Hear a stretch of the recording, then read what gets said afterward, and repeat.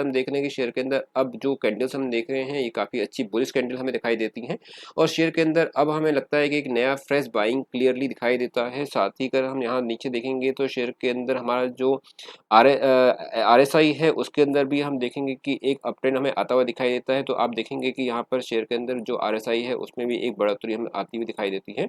तो मेरा मानना है कि आप इसके अंदर एक एंट्री कर सकते हैं। शॉर्ट टर्म टारगेट मेरा मानना है कि ये 60 रुपीज़ का होगा। 60 रुपीज़ के टारगेट के लिए आप इस शेयर में एंट्री कर सकते हैं, जहां पर आपका स्टॉप लॉस होगा 50 रुपीज़ का। तो PC jewellers limited diamond, gold और सिल्वर ज्वेलरी के मैन्युफैक्चरिंग, ट्रेडिंग और सेल के बिजनेस में इन्वॉल्व है। डोमेस्टिक के साथ साथ कंपनी B2B एक्सपोर्ट करने का भी काम करती है। 2018 में कंपनी का शेयर 600 रुपीज़ के अपने ऑल टाइम हाई तक टच किया था, लेकिन उसके बाद शेयर के अंदर बहुत तेजी से गिरावट देखी गई थी और शेयर का प्राइस गिरता हुआ अपने लो 11 रुपीज़ तक टच कर गया था। लेकिन उसके बाद शेयर के अंदर हम देख रहे हैं कि अब वापस एक अप मूवमेंट देखी गई है और शेयर का प्राइस वहां से बढ़ता हुआ अब पहुंच गया है 53 रुपीज़ तक। तो आज के इस वीडियो में हम एनालाइज करेंगे पीसी ज्वेलर के शेयर को, जानेंगे कि क्या ये लेवल है दोबारा से एंट्री करने का, क्या है इसका शॉर्ट टर्म और लॉन्ग टर्म टारगेट, किस लेवल तक हमें इसमें होल्ड करना चाहिए और कहाँ में हमें इसको एग्जिट करना चाहिए। तो बने रहिए आज मेरे साथ इस वीडियो में शुरू से लेकर अंत तक, जहां हम आज एनालाइज करने जा रहे हैं पीसी ज्वेलर लिमिटेड के शेयर को।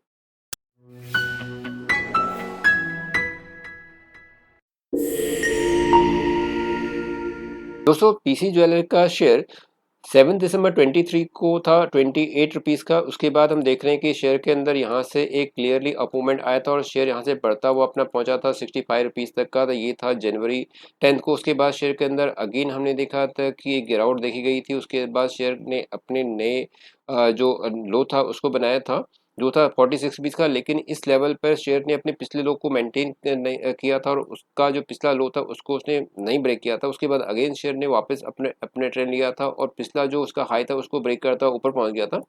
लगातार शेयर के अंदर ये अप ट्रेंड बना हुआ है और डाउन ट्रेंड बना हुआ है। शेयर ऊपर जाता है और उसके बाद नीचे आता है और शेयर के अंदर हम देख रहे हैं कि लगातार एक वॉलेटिलिटी बनी हुई है। लेकिन पिछले कुछ समय से शेयर के अंदर हम देख रहे हैं कि वापस एक अप ट्रेंड आया हुआ है और शेयर अपनी नई ऊंचाई को जाने का पूरी तरीके से कोशिश कर रहा है। हम देख रहे हैं कि शेयर के अंदर वापस एक अप ट्रेंड हम देख सकते हैं।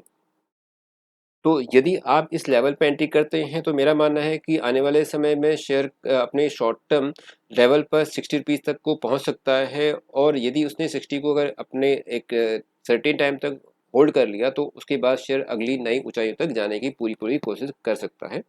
पीसी ज्वेलर्स लिमिटेड NSE और BSE दोनों स्टॉक एक्सचेंज में रजिस्टर्ड है। मार्केट कैप्चरिंग है 2471.28 की। शेयर का प्राइस एक साल के अंदर अपने 23.7 से बढ़ता हुआ 66.64 तक गया था। शेयर के अंदर वॉल्यूम काफ़ी अच्छी देखी जाती हैं। शेयर का करंट प्राइस है 53.10, जो पिछला ट्रेड सेशन था उसमें 53 रुपीज़ 10 पैसे पर क्लोज हुआ था और ये 6.67% के अपर पर क्लोज हुआ था। एक नज़र डालते हैं कंपनी के रिपोर्ट कार्ड पर। रिपोर्ट कार्ड में यहाँ पर कंपनी का पी रेशियो है 3.57 का, नेगेटिव में है। अर्निंग पर शेयर है 13.95 की, ये भी नेगेटिव में है। सेल है 48.49 करोड़ की। फेस वैल्यू शेयर का 10 रुपीज़ का। 10 रुपीज़ पर कंपनी लास्ट जो डिविडेंड दिया था वो 5% का था। साथ ही कंपनी ने 2017 में अपने शेयर होल्डर्स को बोनस दिया था, जो एक शेयर के ऊपर एक शेयर का बोनस था। चार्ट की हेल्प से देखते हैं कंपनी के 50 डीएमए, 200 डीएमए और एक साल की परफॉर्मेंस में देखेंगे कि शेयर का प्राइस एक साल में 26 रुपीज़ से बढ़ता हुआ ऊपर पहुंचा था और अभी शेयर का प्राइस अपने 50 डीएमए और 200 डीएमए के आसपास ही ट्रेड करता हुआ दिखाई देता है। शेयर के अंदर वॉल्यूम भी हम देखेंगे कि काफ़ी अच्छी वॉल्यूम शेयर के अंदर जनवरी के अंदर थी। धीरे धीरे शेयर के अंदर वॉल्यूम भी बढ़ रही है और करंट में जो शेयर का प्राइस है वो अपने 50 डीएमए के ही आसपास ट्रेड कर रहा है। हम देखेंगे कि जो 50 डीएमए है वो है 51 और 200 डीएमए 47 रुपीज़ का, जबकि करंट प्राइस जो क्लोज था वो 53 रुपीज़ का था। एक नज़र डालते हैं कंपनी के प्रॉफिट एंड लॉस पर। कंसोलिडेटेड प्रॉफिट एंड लॉस जो करोड़ में हमारे पास है, हम देखते हैं कंपनी की सेल।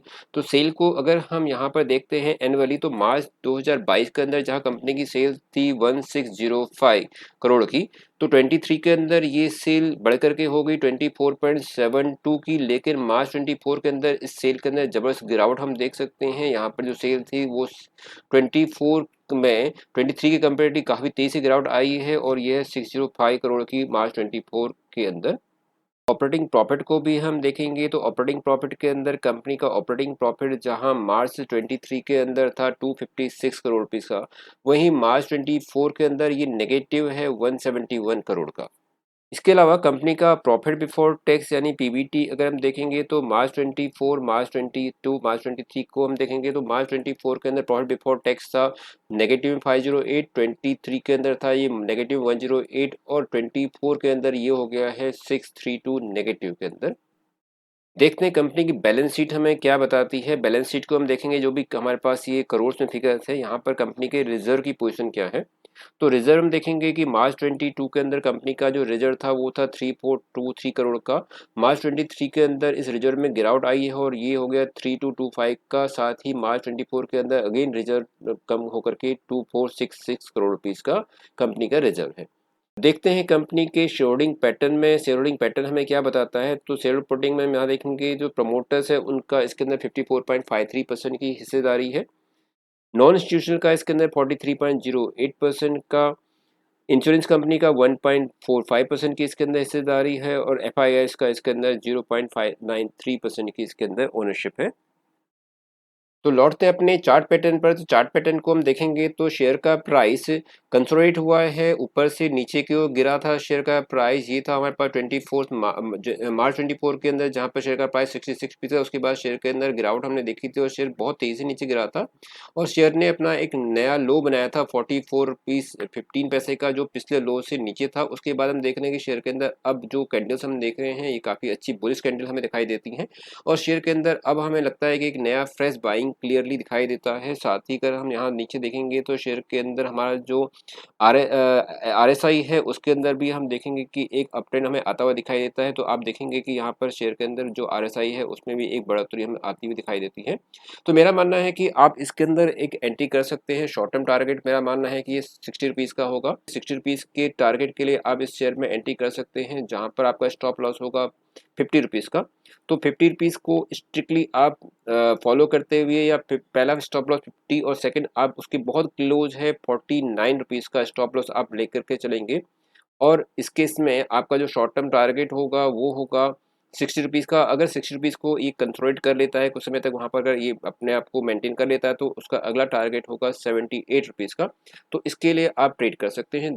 दोस्तों, किसी भी शेयर में इन्वेस्टमेंट करने से पहले आपको उसके सभी रिस्क एंड रिवॉर्ड को जरूर जान लेना चाहिए, उसके बाद ही आपको शेयर में इन्वेस्टमेंट करना चाहिए, क्योंकि शेयर मार्केट के अंदर वोलेटिलिटी काफ़ी ज़्यादा होती है। तो मेरा ये मानना है कि पीसी ज्वेलर्स एक अच्छा शेयर हो सकता है शॉर्ट टर्म टारगेट के लिए, जहां पर आप इसमें करंट लेवल पर एंट्री करके एक 60 रुपीज़ के एक शॉर्ट टर्म टारगेट के लिए आप एंट्री कर सकते हैं। यदि आपको ये जानकारी अच्छी लगी तो प्लीज़ मेरे चैनल को लाइक एंड सब्सक्राइब जरूर कीजिए। Thank you for watching.